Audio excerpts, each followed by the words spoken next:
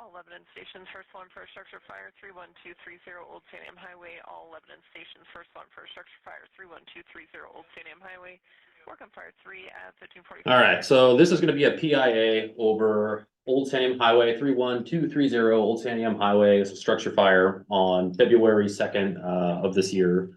With that, I'm going to pass it off to the initial incident commander and kind of give us a rundown of what happened initially.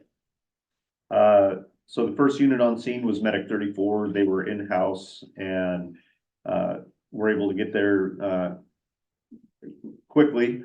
Nicole and Emery were on that medic unit, and Nicole gave a great size up with fire coming out of the Delta second story window, smoke coming out of which would be the Bravo side of the roof line area, and that she was assuming command and on her 360.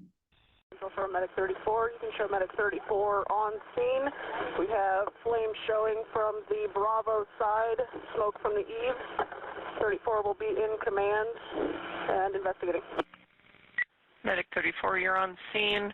Flames showing on the Bravo side, smoke from the east. Fielding investigate 1549. At that point, seeing what I had coming, we went for a second alarm roll to get some tenders on the road. I got up there and did my 360, and on my 360, when I made it to the Charlie side, you'll see that there's solar panels up there, and we had quite a bit of fire coming out of that Bravo side window and through the roof of the structure on the Charlie side, right at the solar panels.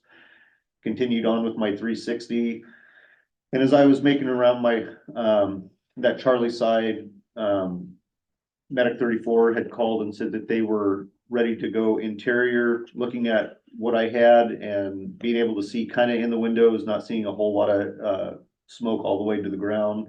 It was an offensive fire for us, and told them to go. Completed my 360 and met up at the back of the engine or the truck at that time, and that's when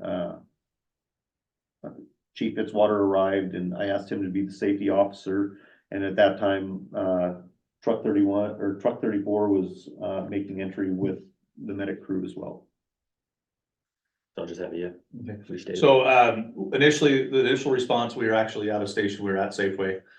So I made sure to contact VC and let him know that we were in the truck and we would be responding with an engine. So we only had one engine that day. I didn't want to, or one fire apparatus staff didn't want to take the delay. It would sound like it was a good fire, so I didn't want to take time to get an engine. So I just want to make him aware that we were going to be short on water. Got about right out here on the highway. Nicole gave her size up. Sounded to me like an attic fire. So I told Justin, a firefighter on the way out, that, hey, let's get some hand tools, because more than likely by the time we get off, get our gear on, they're going to have a line stretch. We'll go in, we'll support them by pulling some ceiling and try to get this thing knocked down. Got on scene. Initially wasn't sure about the driveway, and I looked at it, told Tyler, I said, just let's send it, let's get up there. Had plenty of room, we're able to get past the drop. So luckily we got there. Unluckily, we had that drop where we'd actually been able to swing the ladder over that thing, but we weren't able to get in there. So as I'm donning, getting ready, the chief comes around, said, chief had been there before anybody else, had kicked the door, checked it, closed the door, said there was cat and no people inside. So I thought, well, we might have a forcible entry problem. So I told Justin, hey, grab a set of irons in case we need to force some doors. I grabbed my hand tool, started to do my 360. As I'm going to do my 360, I hear Medic 34 making entry and reported a basement fire.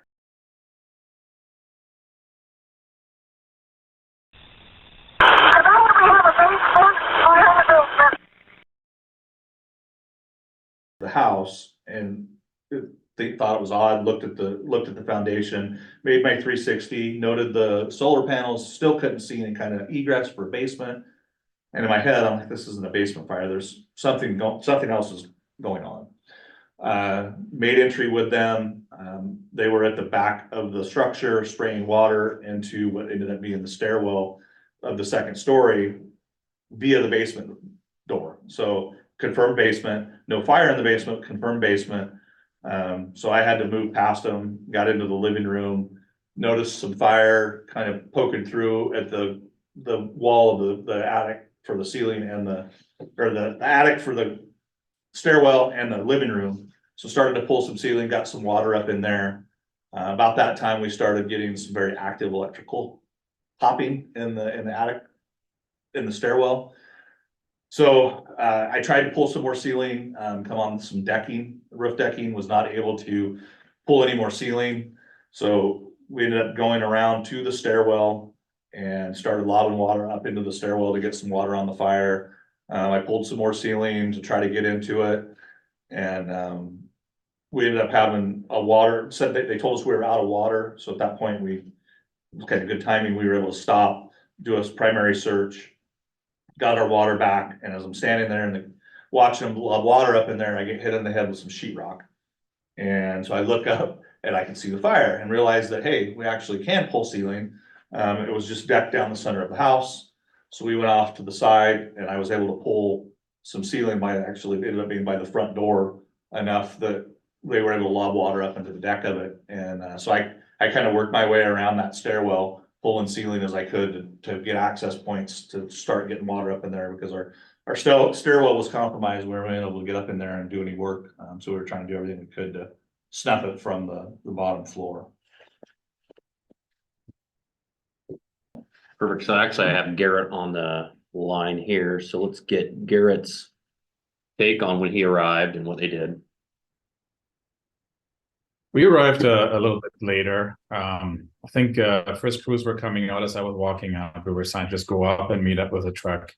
Greg and I showed up around the same time. So Greg took lead on this one on us, and we were told to mask up and relieve the initial crews and go in. First thing to tackle was there was some flare up in the attic still when you guys were coming out. So there was an attic ladder that was in place, and closer to the alpha side, according to Kibble's identification of the sides, there was some space to kind of squeeze in before the decking started. I think there was a knee wall before, but it was really tight to get in. The floor joists were, I think, 12 inches on center, so it was really hard to just stick your head in there even and do any sort of nozzle control without getting stuck on anything. So I went up there initially and tried to knock everything down, waited a couple of seconds to look, was it effective, was it not? It flared back up, so I put a whole bunch of additional water and foam in. And then it didn't flare up for about 15-30 seconds, so I decided we had some of the hot spots down below to come down. Greg asked me to come down and move towards the kitchen. After we got in there, we were pulled back because someone on the outside saw that was flaring up in the attic again. So we tried again. I went up there again, and then I traded spots with Greg, hoping that he, being a little bit skinnier than I am, would be able to get in a little closer. But he was also struggling just getting in, and it was really hard to have an effective nozzle control with that really awkward position where your head is sort of stuck through, but you're not able to effectively control the hose very well in that space.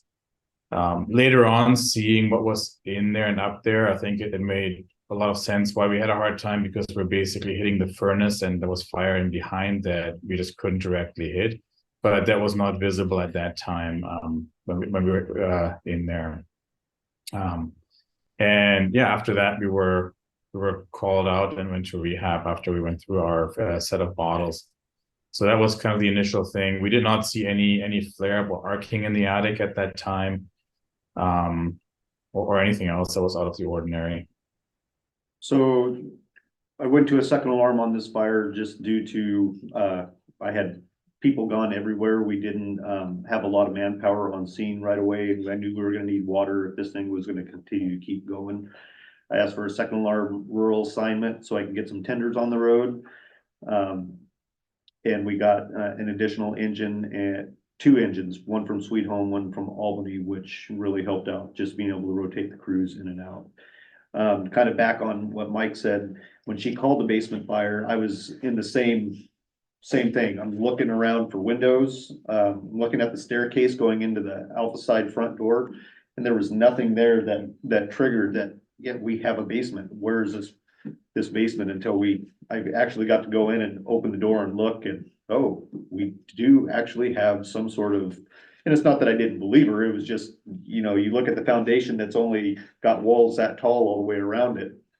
And the staircase wasn't indicative to it, that why would there be a basement in this building? Very Yeah. strange. So even the story and a half, I would have called it a story and a half just because it had a window up there. Most attics don't have a window space, but I guess if you have a solar system, maybe that's, And a stairwell up to it. yeah, that it would be called a story and a half, but. Yeah, after Mike had called for trying to secure some power, PP&L, they were put on the assignment. Our PP&L guys got pulse point and active 911, and he was already on his way before I even called. So he was there within minutes of us getting there. But I had tripped the main breaker, and the homeowner had just arrived, and he walked up and he actually pulled the handle for the solar system to get it shut off. So dealing with solar panels, I mean, for me, that's my first, and I think we talked about that was the first for the district. Yeah, We I don't actually think had, we've had that before, but I do have just some basic info on solar panels. And so, just as a guideline for us, get the panel shut off as soon as possible. So like, in regard to like the safety officer, that'd be a great, assignment for them, is once we identify it, and when safety comes on scene, or if you're still assuming that safety position as incident commander, to make sure that we make contact with the homeowner and find out where their shut off is. For the more, and they're considering this a legacy system, the one you dealt with, they're usually in the garage if they have a garage. And so just moving forward, that's, and I think of McPherson, Jerry McPherson's place, when they were the first in Lebanon to get the panels, and that's where their shut off was out in their garage. And so that's going to be pretty typical, of those systems. And so just keep in mind, pulling a meter doesn't stop the solar panels. You have to isolate the system from their system. So two separate things. So they get two feeds. They get your utility feed, and then they get their solar panel feed, and shutting off at the meter doesn't shut it off. We have to shut it off at the connection. And then unfortunately from there, the panels still feed energy to where it's shut off, which we learned about later on in this incident, because Sweet Home Fire went up to do some overhaul once we had that knockdown after Garrett's crew went in, and all of a sudden had some arcing across the panels up on the top. And that's when we had to talk to Mike, and we went and got tarps and put those over the top. Another thing that we'll run into also is going to be electric storage systems. And so electric storage systems will have batteries on top of their regular system. And a lot of times these can be stored anywhere. A lot of times it's going to be in the garage. And based on how much money they spend on the system, it could have one battery, it could have 24 batteries. These are really expensive. But they'll produce energy. One battery can last 4 to 6 hours once power is cut. And so most folks are putting in numerous batteries to keep power going for an extended period of time. And so anyways, just be aware of those systems, and those will maintain energy, but you can isolate them with that main shut off. And so that's still a possibility. Just another thing that was brought up that we had is when crews went out there for the investigation piece, they attempted to use our hot sticks to see if it was still charged. And unfortunately, hot sticks recognize alternating current. They don't recognize DC current. Panels produce DC current, so our tack sticks are worthless. They won't work. And so just be aware. The energy produced off of these, generally a minimum is about 600 volts. And so if you were to stick a pike pole into these things, or you can seriously get injured. And so we want to avoid, you can touch the glass if it's not a hot day, but generally if it's hot and that sun's radiating on those things are hot to the touch. Unless you break them, like the aluminum that you see on this picture, or the actual glass itself isn't going to electrocute you. But it could potentially be too hot to touch based on weather outside. But we want to stay away from those panels and so on. So anyways, I arrived as the safety officer. I met with Brett, and then I went up the hill, did a quick 360. They had a gas meter on the Bravo side. I walked right by it. I turned that off. Then I believe I was walking just around the backside again towards that delta. I was looking at the panels, and that's when I think you said we need to get the power shut off or the panel shut off. And I saw the arcing on the inside when you yelled for that. And that was pretty impressive. It was. And anyways, I was walking around the other side to see if I could find the homeowner. Brett, you had already caught the homeowner by that point. We're heading that direction to do it. So anyways, for me, for a safety officer in the future, I'm gonna try to just, if I see these, I'm gonna get the hold of the homeowner right away and we're gonna shut off, which is what we should be doing. And then I kind of was safety / quasi alpha division for a while and just kind of monitored crews. And I had Albany arrive and Sweet Home arrive, and these guys had got their butt kicked because they worked pretty hard. It got an amazing knockdown on a fire that when I walked up, I thought, well, this is going to go to the ground because it was very well developed. So they did an outstanding job knocking fire down. And so I just rotated crews is what I did throughout the thing. I thought fantastic job by Sonneman, call-in basement, because there was no indicator from either when I did my 360. I heard that on the radio. I was like, there can't be, because there is no indicator on the exterior. Well, and that foundation had those it was old enough that it was blocked. They had blocked the foundation vents out with 2x6s, and that's what, I mean, and they're like this big, right? But Yeah, there's no, like, no visibility. yeah, and I'm like, there's no way there's a basement in this place. A crawl space hole or anything. Yeah. No. No, and so once you guys had knocked down, we took a look at that basement, and I mean, it was shoot, what'd you guess? 10 by 10, 10 by 15 Yeah.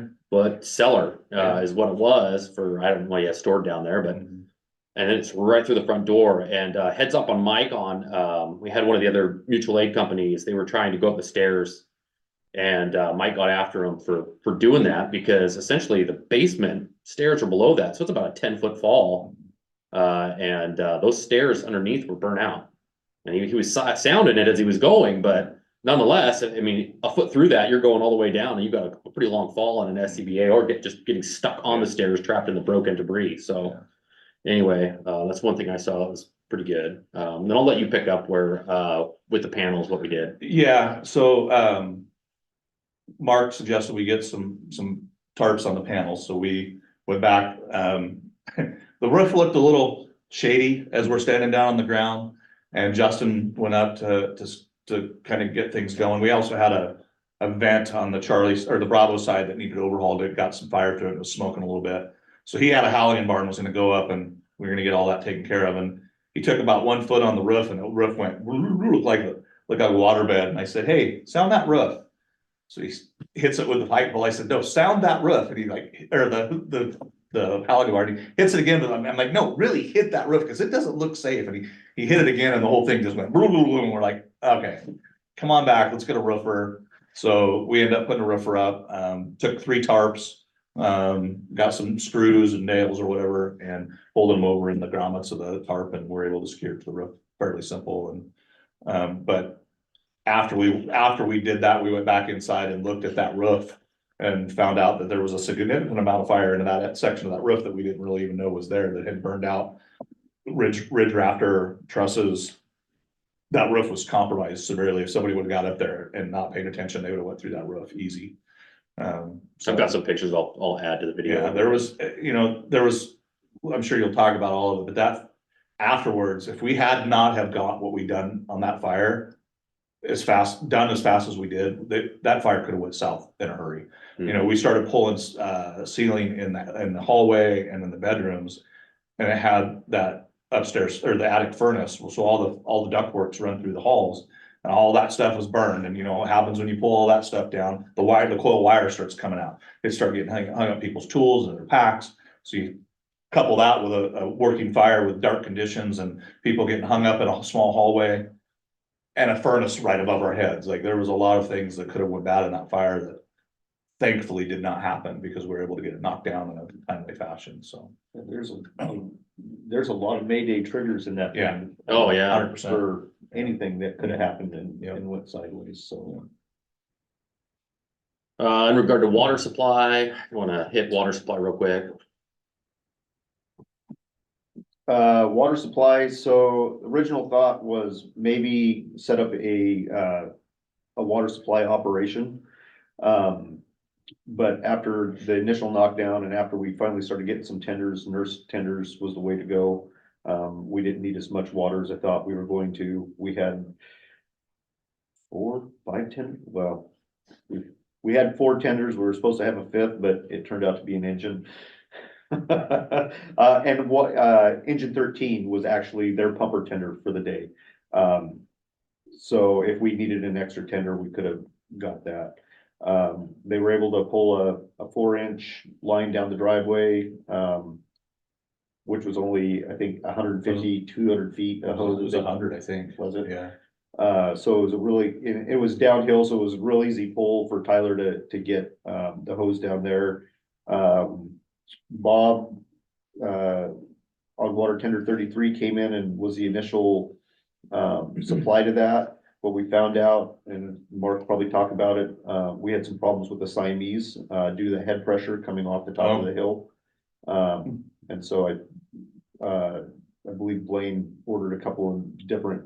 He did, yeah. So Siamese. the issue is that there's so much back pressure on the one valve, unless you get another tender to pull up and start pumping on the other side of the Siamese, that single valve is just gonna stay in place. And so he had all that pressure pushing against his engine, so he had to sit there and actually crank that thing off, for disconnecting. And so anyways, we're gonna rectify that. He ordered, 2 more double Siamese. We'll switch that out on 33. And then we just need to look at our whole system, maybe for next year's budget, and find out how many of those we still have floating around. I believe that was our water supply issue that we had where we lost water, just for that brief moment, is because we were in transition of trying to get Bob out.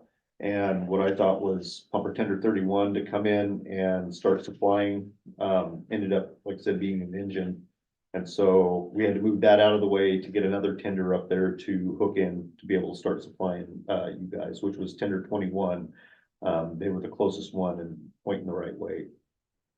So other than that, water issue really wasn't a problem. We had tender 91, tender 21, tender 33, and essentially pumper tender 30 or 13 we could have used if we would have needed another supply. So Yeah, a little tidbit that Albany did, and I don't know why I guess I've never had to deal with it, but we slid a roofer in and they put that roofer up in the stairwell. And they were able to use that roofer to egress in that attic, which makes perfect sense, but I just had never ever done it before. So the one thing I will recommend is if we do that again, and depending on the stairwell, strap that thing down. I tried going up there and it about slid out from underneath me. And so just think about that. If you're up there working on it, that it could, if the pitch is just right, I told Foster if they were gonna use it for investigation, turn the roofer hooks out to try to dig into the top step or whatever. But yeah, I got a little dicey when I was trying to go up there and check that thing. I about slid out from underneath me. So, but overall, it went really, really well. The one thing that I will, and maybe these guys haven't been taught that enough, but I was the only one that had a pike pole inside the structure initially. So the old guy in there pulling all the ceiling, but there was enough firefighters that we should have had 1 or 2 other hand tools in there to help. They had brought their tools to the forcible entry tools to the door, but they were sitting outside. But there was no pike poles or any other pike poles in there until we went back in on our second bottle. Then we all had them. But initially I was the only one that was pulling ceiling in there. So it'd have been nice to have had another tool in there, but we were able to get it done. It would just been nicer to have 2 of them and be able to get a lot more done in a short amount of time. But I mean, to be honest with you, that's the only thing that I can think of that I would do any different. I mean, everything else was done very well. We got executed and done properly. So a good knock on the fire, and while that was going on, we got a primary search done right away too, which was usually that's always in the back of our head as we're trying to suppress, but we were able to get that knocked out really fast too. So that it seemed like that came across pretty. Yeah, we ran out of water for brief amount of time, and the electricity was running around the attic. So I'm like, all right, let's do a search, because we had to take a pause and we had the fire knocked down enough that I had everybody do the primary search. So. And in regard to that, your water getting shut off, that actually was due to kinks in the hose. That's what I heard you say. So there's one thing, whoever, I don't know if it was Nicole initially, just make sure you flake out smooth, because I think we pulled about 6 kinks out of that hose when we pulled it. So Brendan pulled a backup line and just kind of dropped it all right there as well. Maybe that was the one. But, so yeah. And Justin asked me on the way home, because I broke that big picture window out, and he says, why did you do that? And I said, well, I felt we needed some ventilation. I know it's not conventional, we don't normally do that, but it was a large window. I knew we had the fire knocked down, I wasn't concerned about it causing a flow path issue, and I wanted to be able to see what we were doing safely. So that's why I decided to take that big window to get enough air in there. So it was just a question that he asked, and it's not I mean, we don't usually bust a lot of windows anymore. I mean, we were pretty cognitive flow path, but I felt at that time we had the fire knocked down enough that I think we were safe in doing it, so I went ahead and knocked that window, so. And you'll see video, a matter of fact, I mentioned flow path. Cause they were trying to get the back door open right when you guys were going in, and I was like, nope, stop. I wanna keep the flow path the way it's going. I don't wanna change anything on them, especially when you guys were making an interior. And then hearing that it flashed out of the basement like that, I'm glad that didn't get changed at all, Yeah. so. And I think all that was that there was enough, the fire had banked down enough in that stairwell when they gave it air, it just rolled over the top of them. Yeah, that's what she said, is Yeah. that it felt like after seeing it, it Yeah. was just that initial, Mhm. yeah, it's still a good call. No, it was, yeah. And the only thing that I could think of that maybe safety wise that we could have done, with that basement is put somebody at that door. To make sure that nobody fell in that basement, cause it was literally our entry point. And if we'd had like somebody there, just kind of a safety guard, you know, hey, don't go here, there's a basement, and we could have shut the door as well, but somebody could have opened the door and fell in as well, but. Just something to think about. I mean, we don't fight a lot of basement fire. I mean, that's one of the very Pretty rare. few that I've had in my career that was actually. We didn't have a basement fire, it had a basement in it, that was an issue. But somebody was not paying attention, even tripped on the threshold, right? You ended up in the basement of that thing because it was so close to the door. Good point. All right, well, I think that's all I got. Anything, Garrett? Or Heath? I'm not sure who Heath is. All right. Thanks So for I think tuning the in. only thing to keep in mind is if we de-energize the solar systems, it'll take about 5 minutes till it's safe-ish to be around some of the things. It's at least newer systems, and then the other thing, and I was going to take the training on solar panels that came out from the Fire Research Institute or whatever it's called. And I did that this past weekend. The other thing they were saying is, depending on how old the system is, there are different standards on de-energizing it. So that's something that's going to be confusing. I think it's going to be more streamlined moving forward with the newer installations, but especially some of the early adapters to the newer technology and emerging technology will run into some situations where it's just going to act odd to what we would expect. So just keep your eyes open and see. And if there's anything, I think we should add the shutdown to anything we do initially when we do our walkthroughs, like gas. If we have an outside power disconnect, we can hit to keep things safe. Add that to shutdown, and maybe do some training on how to safely shut those down. But it's not rocket science, and instructions should be posted on those shutoffs too. Cool, thanks, Garrett. All righty. Logging off.